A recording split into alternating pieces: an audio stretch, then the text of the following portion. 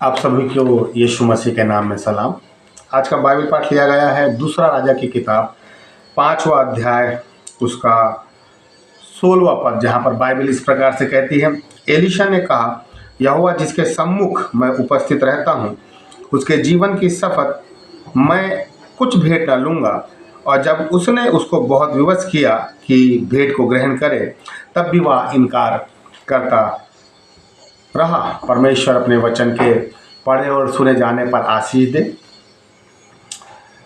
जीवन में बहुत सी ऐसी परिस्थितियां हमको सामना करना पड़ता है जहां पर व्यक्ति या तो किसी दबाव में होकर काम करता है या स्वतंत्र होकर काम करता है।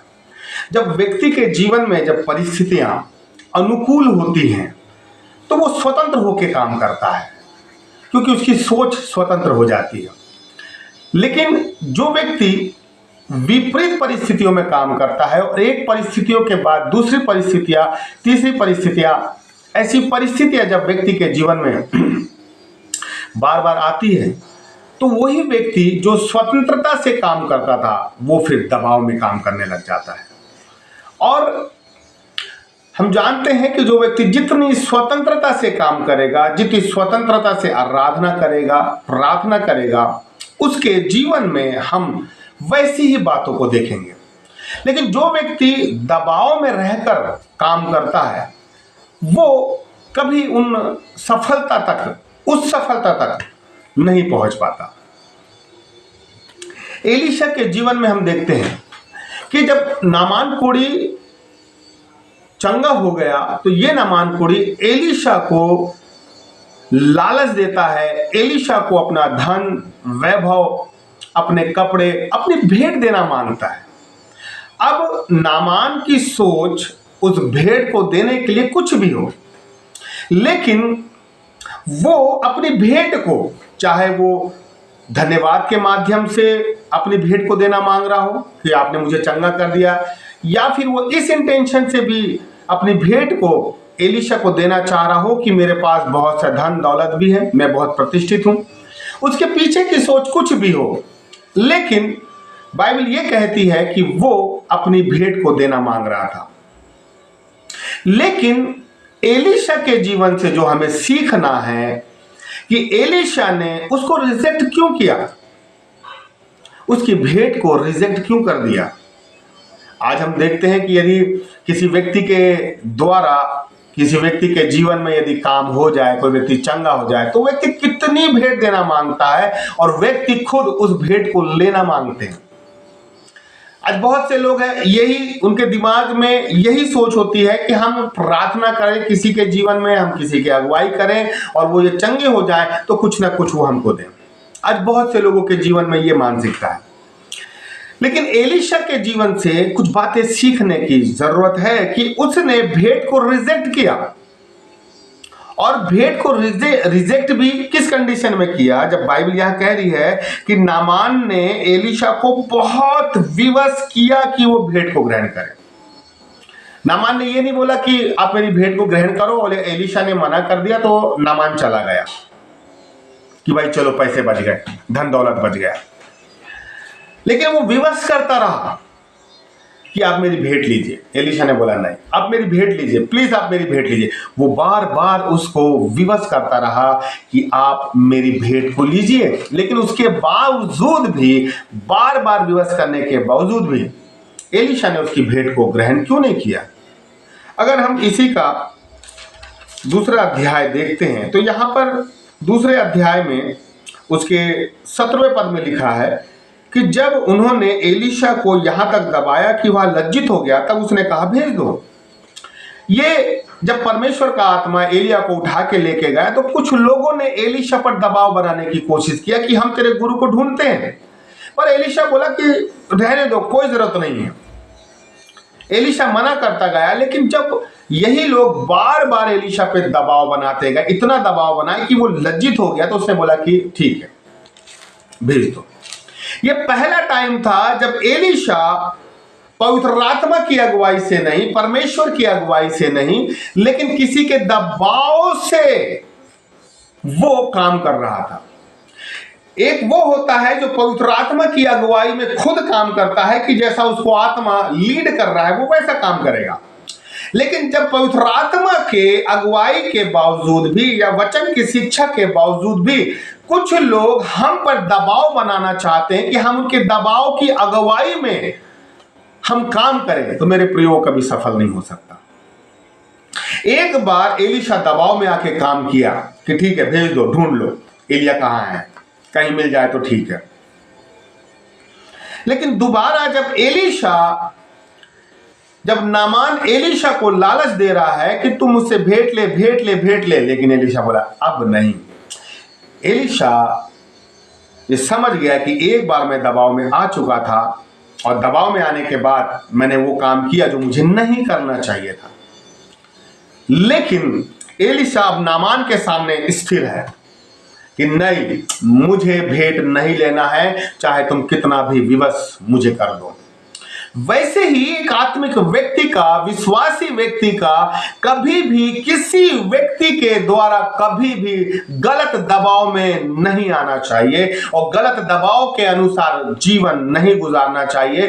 कोई व्यक्ति हमें कितना भी दबाव देने की कोशिश करे, कितना भी लालच देने की कोशिश करे, कितना भी दबाव देकर हमसे गलत रीति से हमसे काम करवाने की कोशिश करे, लेकिन उसके बावजूद भी हमें किसी के गलत दबाव में नहीं आना चाहिए। लेकिन कई बार हम गलत दबाव में आ जाते हैं। परिवार में, खास तौर से परिवार में हम देखते हैं बहनें, भाई, माँ बाप, बाल बच्चे कहीं ना कहीं दबाव में वो आ जाते हैं। और जब दबाव में आ जाते हैं मेरे प्रियो, तो वो कर देते हैं जो उन्हें नहीं करना चाहिए। वो दबाव उनसे वो काम करवाता है जो वो नहीं करना चाहते। शैतान भी हमसे दबाव बनाकर हमसे कुछ ना कुछ काम निकालना मांगता है कि हमारी इमेज खुदा के सामने गड़बड़ हो जाए। और हम इस बात को नहीं समझ पाते कि शैतान ने क्या प्लानिंग किया है। और लेकिन एलीशा अपने सिद्धांतों पे अटल है। एलीशा अपने सिद्धांतों पर अटल है और वो बोल रहा है कि मैं तुझसे भेंट नहीं लूंगा। नहीं लूंगा मतलब नहीं लूंगा। वैसे ही एक आत्मिक व्यक्ति का सिद्धांत परिपक्व होना चाहिए, गंभीर होना चाहिए। अपने जीवन में हमें लगातार अपने कई सिद्धांतों को, बाइबल के कई सिद्धांतों को अपने जीवन में बाइबल के सिद्धांतों को हमें अपने आत्मिक जीवन में सिद्धांत बनाने की जरूरत है। और हमें वही सिद्धांत हमें स्थिर करते हैं। हमें स्थिर होना है। लेकिन यहां पर जब हम देखते हैं कि अगर हम गलत दबाव में हैं तो गलत दिशा में जाएंगे, लेकिन यदि हम सही दबाव में हैं तो हम ऊंचाइयों में जाएंगे। मेरे प्रियो, यीशु मसीह क्रूस पे है। आप सोचिए कि वो यीशु मसीह क्रूस पे किस दबाव में होगा कि शैतान की सेना यीशु मसीह पे आक्रमण कर दी है कि इसे मारना है। और यीशु मसीह उस दबाव में है कि मेरा पिता ने भी कुछ देर के लिए मुझे छोड़ दिया है। वो सोचिए कि वो किस मानसिक चिंताओं में होगा, कैसे वो अपने आप को अकेला महसूस कर रहा होगा। लेकिन उस दबाव के बावजूद भी जो परमेश्वर ने जिस काम के लिए उसे भेजा, यीशु मसीह ने वो काम किया। हम कई बार गलत दबाव में, गलत दिशा में, गलत सिद्धांतों की ओर निकल जाते हैं, लेकिन यीशु मसीह से सीखना है कि वो परमेश्वर के दबाव में रहा। और परमेश्वर के दबाव में, जो बाइबल पहला पत्रस 5:6 में लिखा हुआ है, परमेश्वर के बलवंत हाथ के नीचे सारी अधीनता से रहो। तो ये परमेश्वर के हाथ के जो नीचे रहेगा उसे दबाव का सामना करना पड़ेगा, क्योंकि खुदा का हाथ के नीचे जो रहेगा वो हाथ उस व्यक्ति को तैयार करेगा। वो हाथ उस व्यक्ति के जीवन के तंकड़ों और फतरों को छानेगा। वो हाथ उस व्यक्ति के जीवन के कई हिस्सों को स्पर्श करेगा। वो हाथ उस व्यक्ति के हर एक हिस्सों को, जहां वो कमजोर है वहां पे उसे बलवंत बनाएगा। ये हाथ का दबाव धीरे धीरे उस व्यक्ति को आत्मा में खुदा के लिए तैयार करेगा। ये ऐसा नहीं है कि ये हाथ के नीचे है, कोई व्यक्ति हाथ के नीचे, खुदा ये नहीं कह रहा है कि बलवंत हाथ के नीचे, लेकिन खुदा ये कह रहा है कि ये हाथ जब इतनी ऊंचाइयों में है तो ये हाथ फिर धीरे धीरे नीचे भी आएगा और खुदा अपना दबाव उस व्यक्ति के लिए भी बनाएगा, ताकि वो व्यक्ति ज्यादा से ज्यादा दबाव को सहन करे।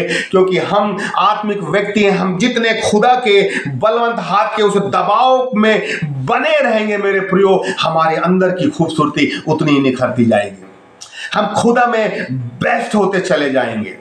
जितना हम खुदा के बलवंत हाथ के उस दबाव में अपने आप को तैयार करेंगे, हम चीजों को सहन करेंगे, परिस्थितियों को सहन करेंगे, हमारे अंदर आत्मा का पैनापन उस रीति से तैयार होता जाएगा।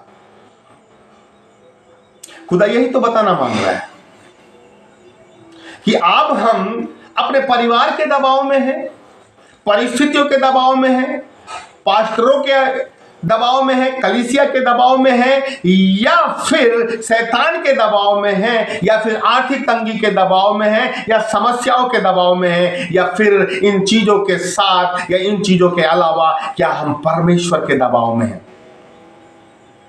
परमेश्वर के दबाव में रहना सीखें, क्योंकि जो परमेश्वर के दबाव में है वही व्यक्ति खरा निकल पाता है, और जो लोगों के दबाव में रहता है वो व्यक्ति केवल लोगों तक सीमित होकर रह जाता है, लोगों की सीमाओं तक सीमित होकर रह जाता है, लोगों के वरदानों तक सीमित होकर रह जाता है, लोगों के अभिषेक तक सीमित होकर रह जाता है। लेकिन जो व्यक्ति लोगों से हटकर परमेश्वर के दबाव में रहता है वो परमेश्वर के अभिषेक तक पहुंच पाता है, वो परमेश्वर की सीमा तक पहुंच पाता है, वो परमेश्वर के अद्भुत आश्चर्य कर्मों तक पहुंच पाता है।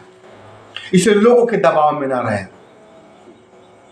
एलीशा नामान के दबाव में नहीं आया, बोला मुझे तुझसे कुछ नहीं चाहिए। जब हमें पता है कि हमारा खुदा जिन चीजों से प्रसन्न नहीं होता, सामने वाला व्यक्ति मुझे कितना भी दबाव बनाए, मुझे दबाव में नहीं आना है। और यहां पर एक बड़ी अच्छी चीज लिखा है 17वें पद में कि नामान ने कहा, अच्छा तो तेरे दास को 2 खच्चर मिट्टी मिले। नामान बहुत फोर्स किया एलीशा को, लेकिन जब एलीशा नहीं माना तो नामान की बुद्धि खुली और नामान बोलता है ठीक है मुझसे नहीं लेता तो अपने पास से मुझे मिट्टी दे। उसने मिट्टी मांग लिया मेरे प्रियो। वो समझ गया कि ये जो स्थान है या ये जिस व्यक्ति के सामने मैं खड़ा हूं ना, यहां मुझे देने की जरूरत नहीं है, लेकिन मुझे इससे लेने की जरूरत है। नामान समझ गया कि मुझे यहां पर इसको कुछ देने की चीजें जरूरत नहीं है, लेकिन इसके पास से मुझे वो मिट्टी की जरूरत है। लोग हमारे पास रहे तो वो इस बात को समझे कि हमें कुछ लेने की, इसको हमें देने की जरूरत नहीं है, लेकिन इससे हमें लेने की जरूरत है। आज हम लेने वाले हैं या फिर देने वाले हैं? खुदा जो बताना मांगता है, यहां पर एलीशा 16वें पद में कहता है, एलीशा ने कहा यहोवा जिसके सम्मुख मैं उपस्थित रहता हूं। एक तरफ से नामान उसको धन का लालच दे रहा है, बोल रहा है मेरे पास धन है, ये ले लो, ये ले लो, ये भी ले लो, कपड़ा ले लो, सब ले लो। लेकिन इस सवाल का या इस भेंट का जो डिफेंड है वो एलीशा कैसे कर रहा है? एक तरफ नामान बोलता है मेरे पास ये अच्छी अच्छी चीजें, ये ले लो, लेकिन एलीशा कहता है मेरे पास यहोवा है जिसके सम्मुख मैं उपस्थित रहता हूं। एलीशा ये बताना चाह रहा था कि तेरे पास धन है, दौलत है, तेरे पास वैभव है, प्रतिष्ठा है, तू चाहे तो बहुत कुछ कर सकता है, लेकिन मेरे पास मेरा परमेश्वर है जिसके सम्मुख में उपस्थित रहता हूं। यदि तेरे को अपने धन पे भरोसा है, धन पे घमंड है, यदि तेरे को अपनी प्रतिष्ठा पे घमंड है, यदि तेरे को अपने आप, अपने राजा, अपनी सारी चीजों पे घमंड है, लेकिन मुझे मेरे परमेश्वर पे घमंड है। एलीशा ये बोलता है जिस परमेश्वर के, जिस यहोवा के सम्मुख में उपस्थित रहता हूं। हम किसके सम्मुख उपस्थित हैं?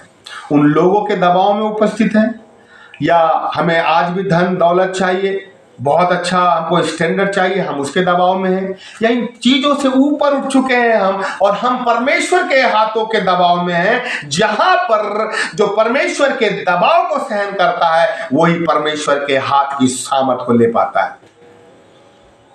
हम लोगों के दबाव में हैं या फिर परमेश्वर के दबाव में हैं। अगर हम लोगों के दबाव में है ना, हमारे अंदर की खूबसूरती खत्म हो जाएगी, लेकिन खुदा के दबाव में है तो अगर खूबसूरती नहीं भी है तो खूबसूरती बाहर निकल आएगी। इसलिए कई लोग जब हम प्रार्थना करते हैं, आराधना करते हैं, कई लोग हमसे अट्रैक्ट हो जाते हैं। वो उस प्रार्थना के, उस आराधना के वो लोग महसूस, हम उस सुंदरता को महसूस करने लग जाते हैं, क्योंकि हम परमेश्वर के दबाव में रहना हमने सीखा है। कई लोग दबाव में नहीं रहना चाहते, कई लोग लोगों के दबाव में रहना चाहते, लेकिन परमेश्वर के दबाव में नहीं रहना चाहते। लेकिन जो लोग परमेश्वर के दबाव में रहते नहीं हैं वो दाएं बाएं भागने लग जाते हैं, क्योंकि वो परमेश्वर का हाथ उन्हें टटोलने लग जाता है, उन्हें उनके अंदर के कंकड़ों फत्रों को छानने लग जाता है और व्यक्ति इस बात को सहन नहीं कर पाता, तो वो परमेश्वर की उपस्थिति से यहां वहां भागने लग जाते हैं। लेकिन एलीशा बोलता है मैं उपस्थित रहता हूं।